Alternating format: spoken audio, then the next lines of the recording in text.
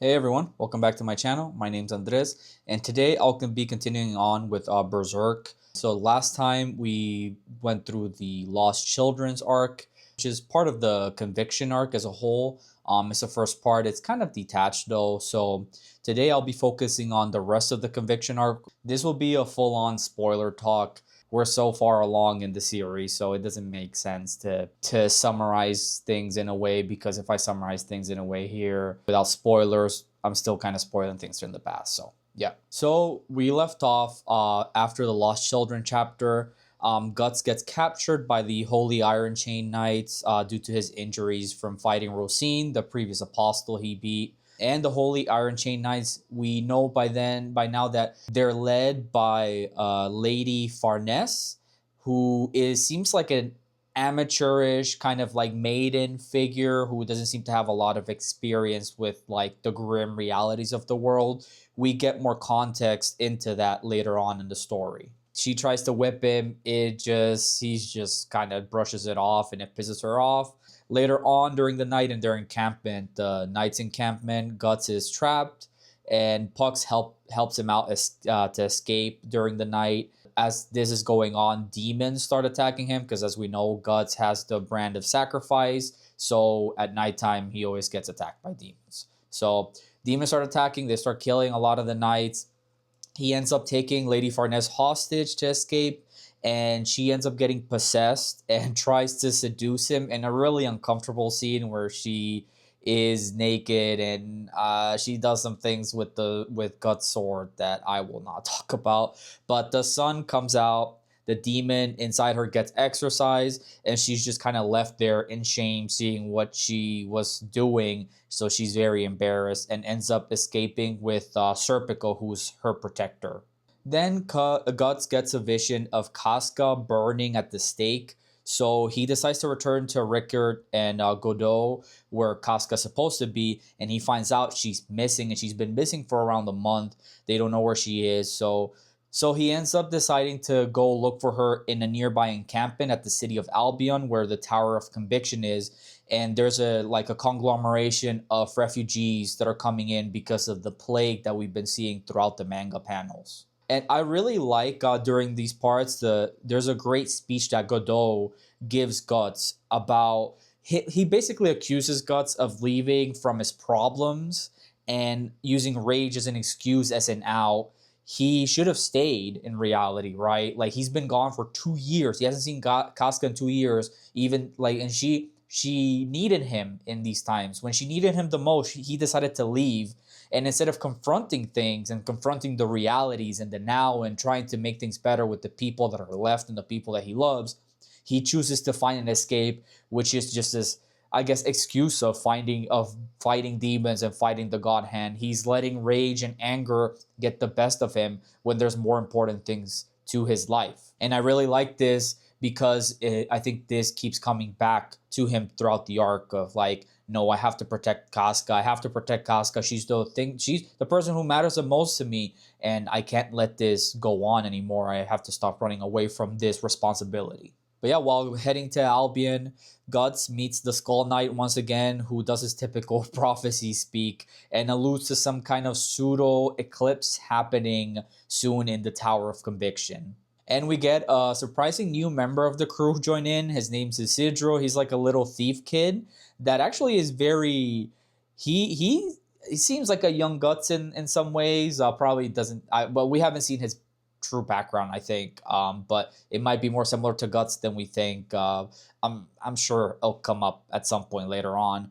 But he decides to follow Guts because he sees something special in Guts, that he's able to just defeat anyone. So he seems to want to learn from him, or just, in this bleak world, you probably need to side with people like Guts to survive. Meanwhile, we find out Casca's whereabouts, and this entire time, she's been with a group of sex workers that are living outside of the Tower of Conviction, who are actually taking care of her.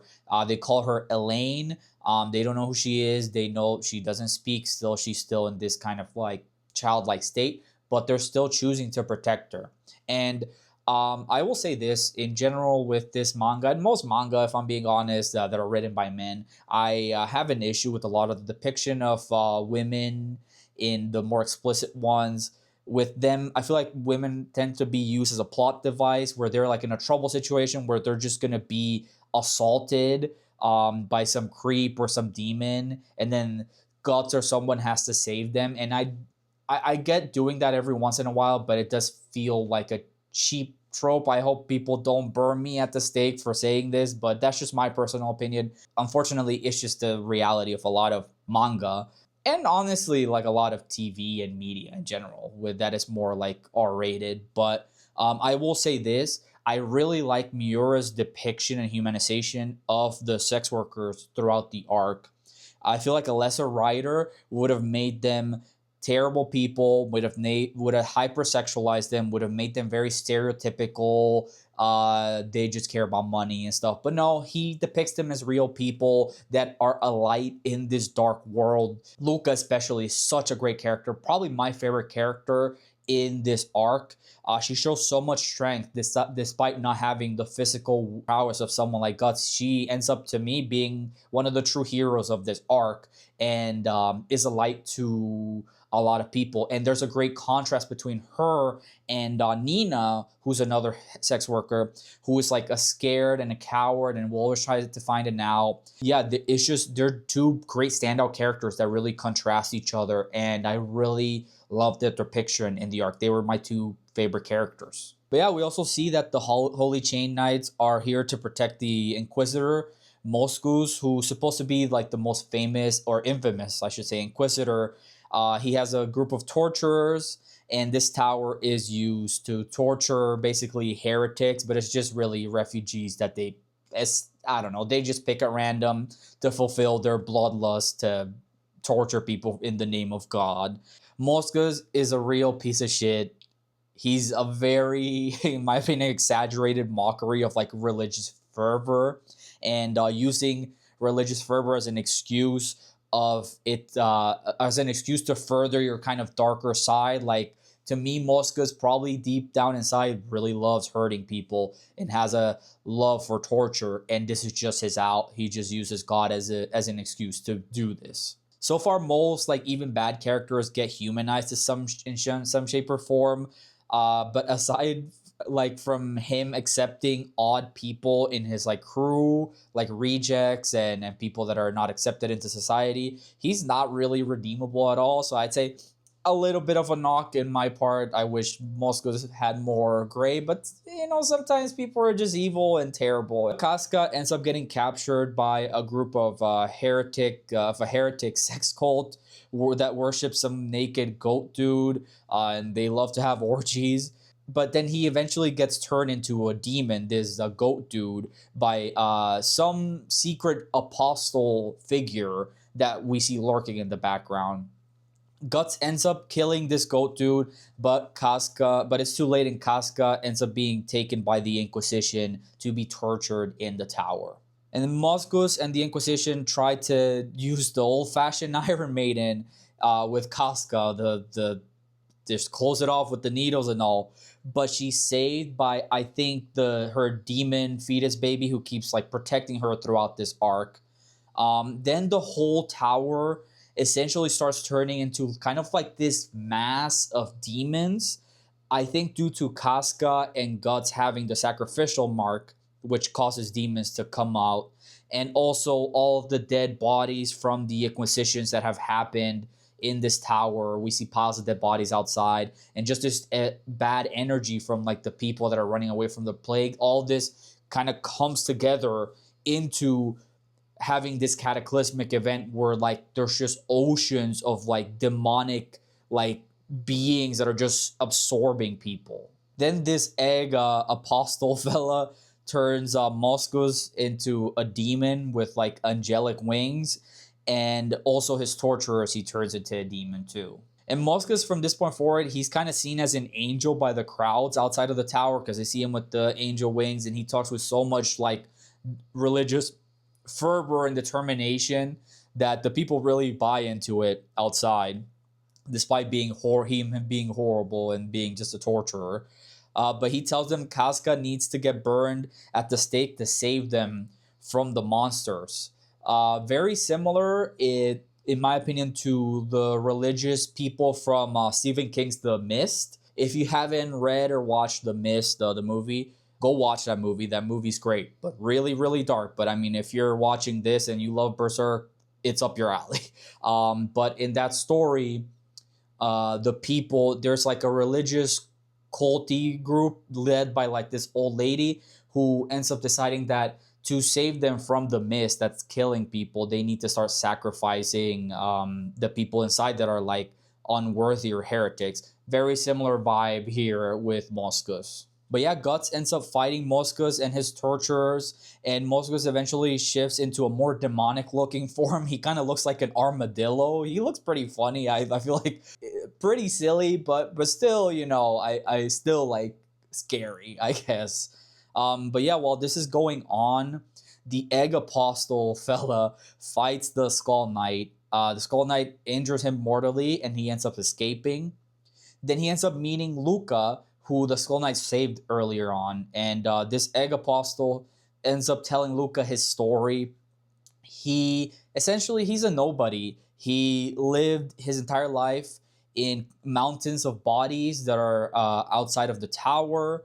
He always saw the world and all its horrors. He was just kind of like a silent observer of everything going on. Throughout this arc, as I said, we see like pairs of eyes, his eyes always looking and observing the horrible things going on, which tie to his backstory. And we end up finding out that he finds a Behelit and ends up getting turned into an apostle. Now, this is where it kind of gets murky for me. The Behelit, to become an apostle, you have to sacrifice something. Up until now, it's been things that are very tangible, like literal people that people love. Griffith, Band of Hawks, loved all of them, sacrificed them, right? Priest guy in the Black Swordsman arc sacrifices his wife and then ends up almost sacrificing his daughter, right? Very concrete links to people. This time, it's more abstract and more up there.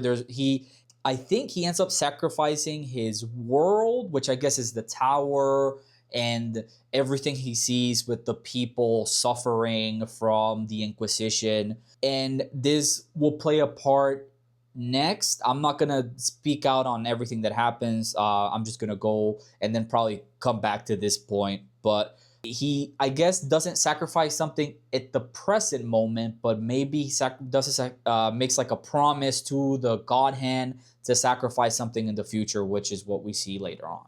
But yeah, he then finds Casca's demon fetus baby. He's in a weakened, mortally wounded state because he's been using up all his energy to protect Casca from all the evils going on currently. So he ends up eating the baby and I guess incubating him inside him because he's like an egg. So now the baby's inside like a chick that's gonna hatch into something. But while all this madness is happening, Guts, still fighting Moscus, ends up defeating him, and the tower shatters into a massive shadow hand also that's made up of all like the demonic mass that's been eating up everything, and people are trying to come into the tower from the outside. It's just like a mess. And then it's like, yeah, now the tower has like this hand shape symbolizing the God Hand, obviously.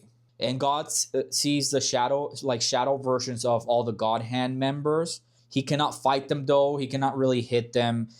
To me, it signifies that they hold influence over the events. Like they're basically the ones causing what's going on, but don't have like an actual physical, tangible way because the God Hand, I guess, lives in another kind of realm, and they can only kind of influence things, the causality of things. That stuff to me kind of loses me a little bit. I haven't dug too deep or thought too much through that stuff.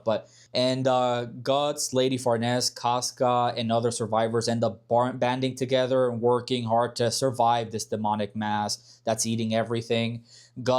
Lady Farnese starts seeing Guts as kind of this maybe prophetic figure, because he doesn't seem to be afraid of anything that's going on, despite it all seeming bleak and seemingly like they're all gonna die. He stands strong and is still fighting to make it to the end. The tower then collapses as the sun comes out, killing the demonic mass, but also killing pretty much everyone around for the most part. But it turns out all of our heroes, I guess, I don't know if you could call anyone a hero here, all of our heroes survive, who ironically enough are the non-believers, right? Guts is a non-believer, Casca's a non-believer, Lady Farnese by this point doesn't really believe anymore, doesn't like Moscus, is kind of disgusted by him. The sex workers all survive despite them not really believing in like this religious inquisition stuff. So to me, seems kind of like a little bit of commentary from Miura on religion maybe getting you killed, or maybe I'm taking it too far, but definitely some kind of criticism about organized religion. We find out that the egg and the baby inside have reincarnated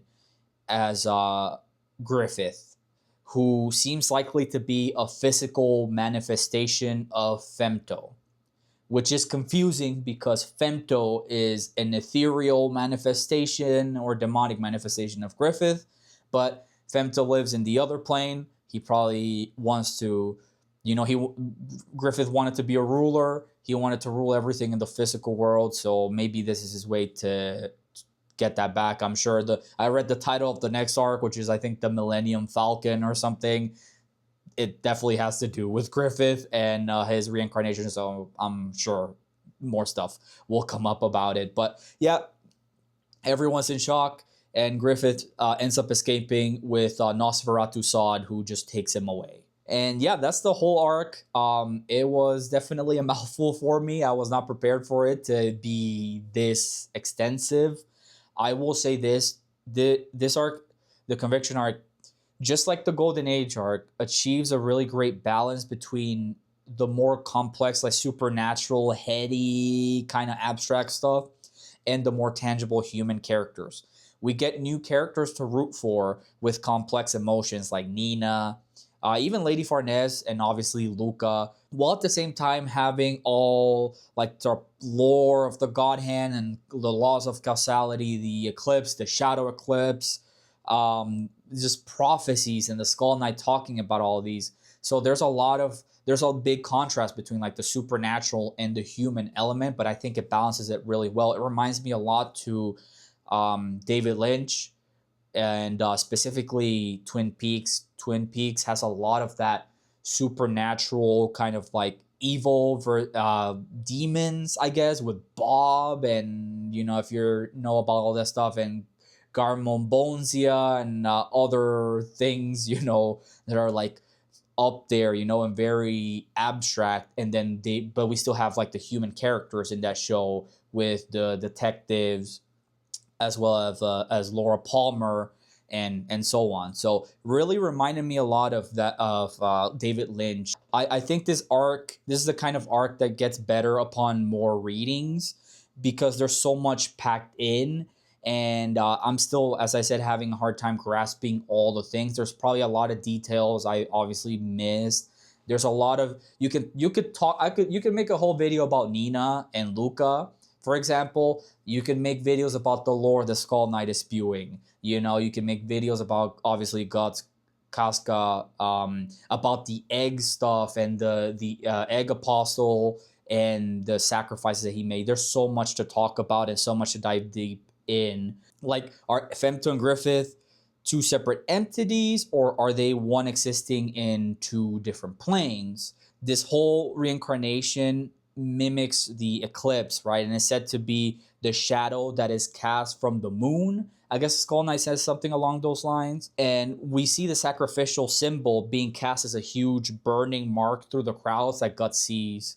And the egg apostle is a literal kind of like Behelit, but instead of turning a human into an apostle or a god hand, it turned a member of the god hand, I guess, back into a human. That's how I'm interpreting things. The sacrifice of all the people in the crowd in the tower is what is needed also for like this reincarnation, which I guess is what the egg is sacrificing, I guess, in the future before he becomes an apostle.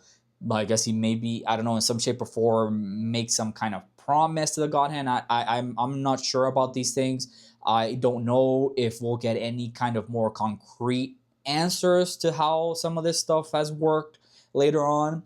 And it doesn't matter. It's still fun to discuss it. And there's probably details that probably add more context. So I don't mind just being kind of confused. Th- as long as I, in my head, can make a through line through the complexities of it all, and as long as I am able to connect with the characters and their struggles as humans, I don't mind having questions about the lore and stuff like that. I feel like that's what I tend to prefer with some of my favorite media, as I said, David Lynch, Twin Peaks, Mulholland Drive, stuff like that doesn't really give you set in stone answers, and you have to kind of dig in there to make the connections, and even then you won't find all the answers, but the human connection is what matters in the end, and this achieves it completely so far. I can't wait for the next arc. This is brilliant so far. I am really loving Berserk. It's quickly turning into one of my favorite manga, and I'm sure I'll say that by the end of the next arc when I make my next video. So thank you so much for watching. Let me know what you guys thought about this video. Let me know how you guys interpret a lot of this Tower of Conviction stuff, and have a good day. Bye.